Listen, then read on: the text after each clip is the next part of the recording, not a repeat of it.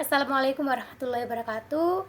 Pada pertemuan kali ini kita akan belajar mengenai pengembangan model-model RPP berbasis proyek, saintifik, dan kooperatif.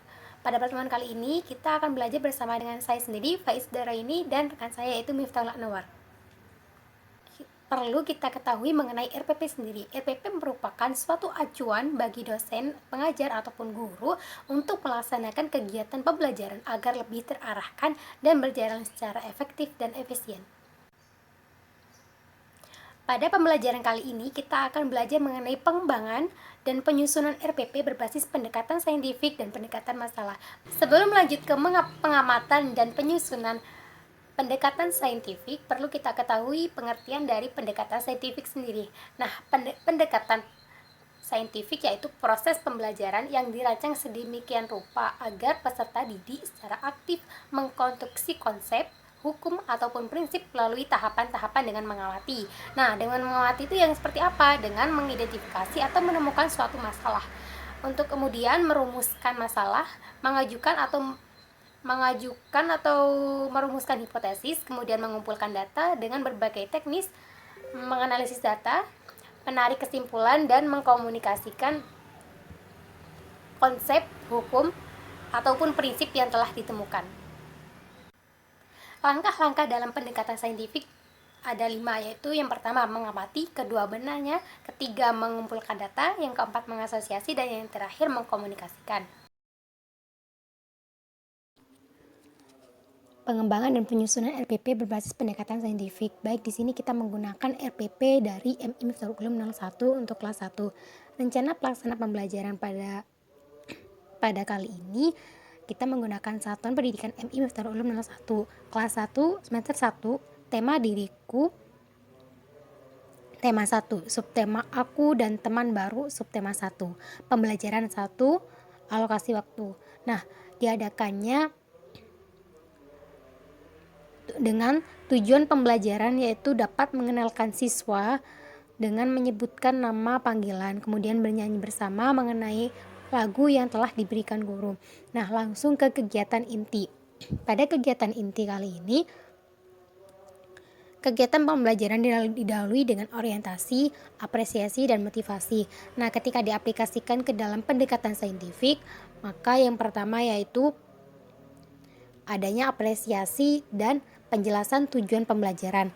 Nah, di sini yang perlu kita kembangkan yaitu adanya motivasi dengan menambahkan tujuan dari pembelajaran tersebut. Yang kedua yaitu dalam kegiatan inti. Nah, dalam kegiatan inti dalam pendekatan saintifik mengamati 6 poin. Yang pertama yaitu mengamati, kedua menanya, ketiga mengumpulkan data, keempat mengasosiasi, dan kelima mengkomunikasikan.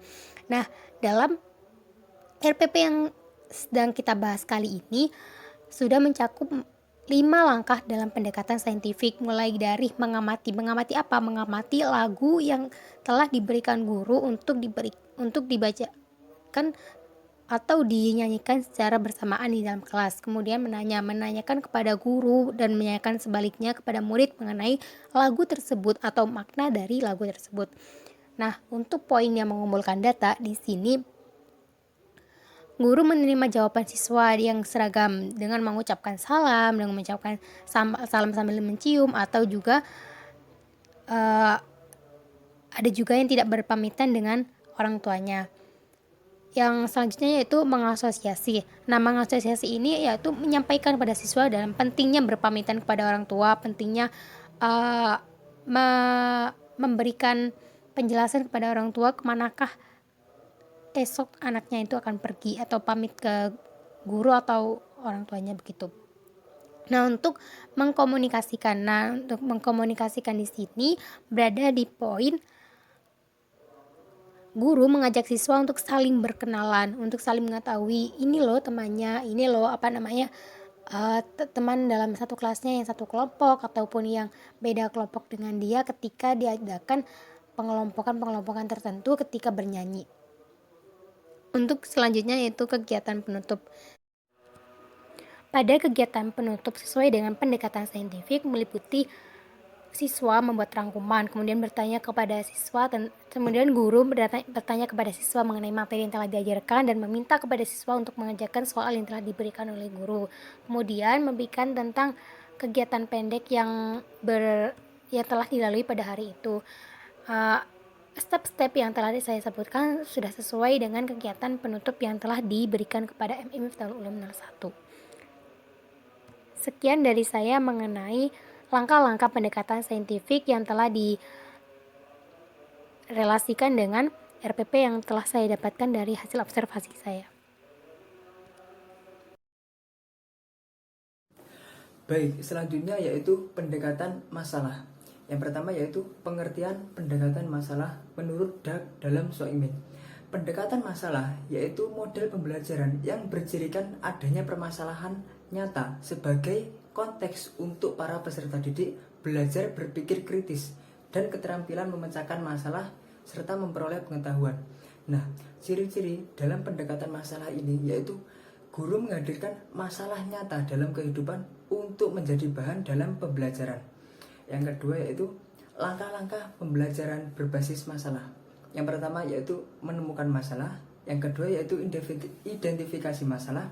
Yang ketiga yaitu membimbing mengumpulkan data individu atau kelompok.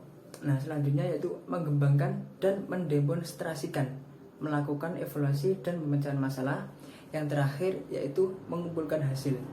Nah, langsung saja kita lihat contoh rencana pelaksanaan pembelajaran dengan model berbasis masalah.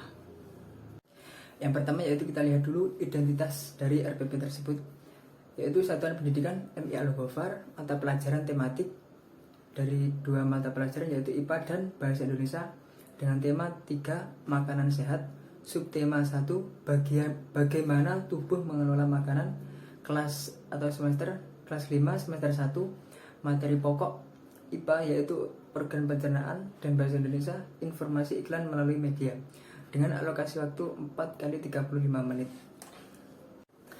Langsung saja kita lihat langkah pembelajaran.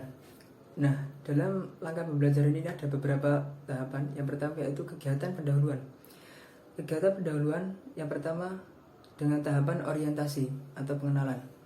Nah, yang pertama langkahnya itu kelas dimulai dengan dibuka dengan salam dan mengondisikan siswa untuk siap belajar. Yang kedua yaitu berdoa, menanyakan kabar dan mengecek kehadiran siswa. Nah, yang ketiga yaitu siswa diingatkan untuk selalu mengutamakan sikap disiplin setiap saat dan manfaatnya bagi tercapainya cita-cita.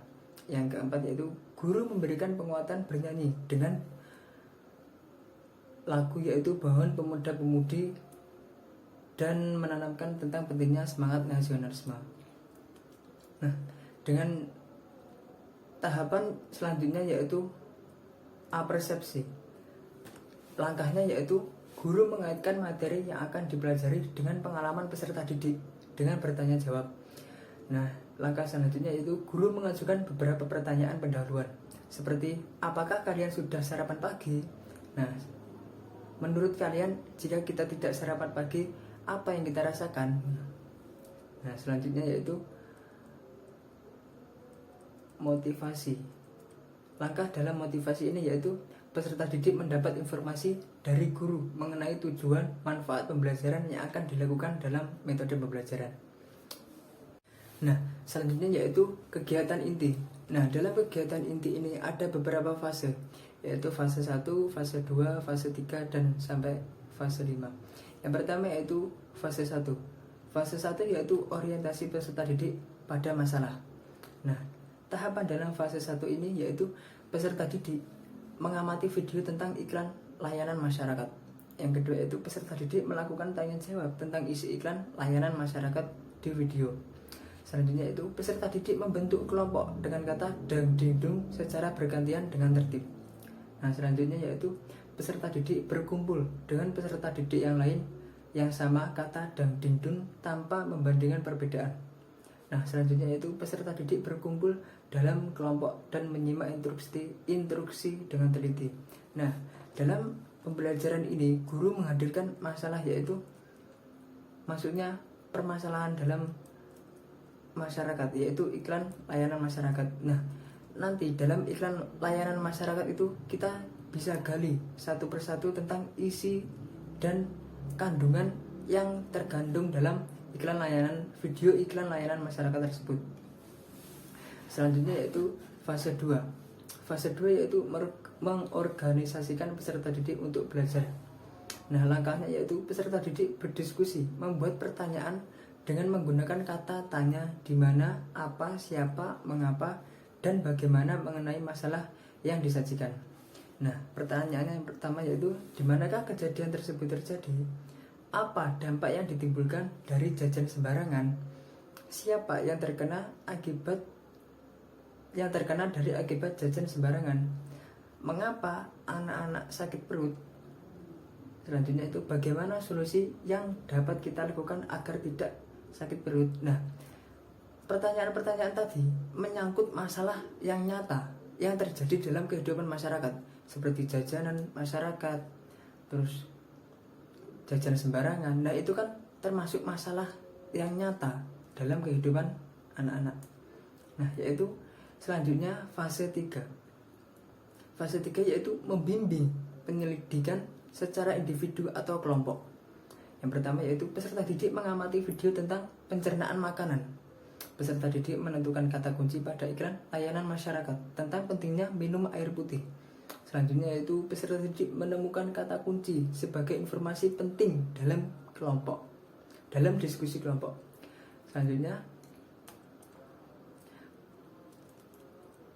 peserta didik menuliskan pada potongan kertas mengenai informasi penting dalam iklan. Nah, dalam fase 4 yaitu mengembangkan dan menyajikan hasil karya. Nah, selanjutnya yaitu fase 4. Fase 4 yaitu mengembangkan dan menyajikan hasil karya. Nah, setelah mengumpulkan pertanyaan-pertanyaan tadi, siswa menyatukan semua informasi yang didapat dalam iklan video layanan masyarakat dan menjadikannya dalam sebuah karya. Nah, langkahnya yaitu peserta didik memerinci informasi-informasi penting yang berkaitan dengan teks iklan layanan masyarakat. Yang kedua yaitu peserta didik menganalisis pentingnya air putih untuk kesehatan organ pencernaan makanan. Nah, selanjutnya itu peserta didik memerinci tentang pentingnya air putih untuk kesehatan organ pencernaan makanan. Selanjutnya, peserta didik menyajikan dalam bentuk karya. Yang terakhir, guru melakukan pengamatan untuk menilai sikap dan keterampilan peserta didik. Yang terakhir yaitu fase 5. Fase 5 adalah menganalisis dan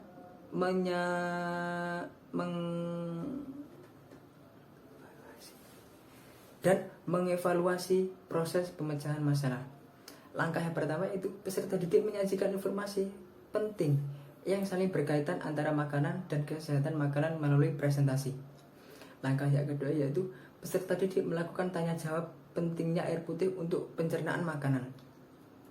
Nah, yang selanjutnya peserta didik menyimpulkan hasil diskusi mengenai hubungan antar makanan dan pencernaan makanan. Selanjutnya yaitu dan membuat rangkuman yang diperoleh dari hasil diskusi.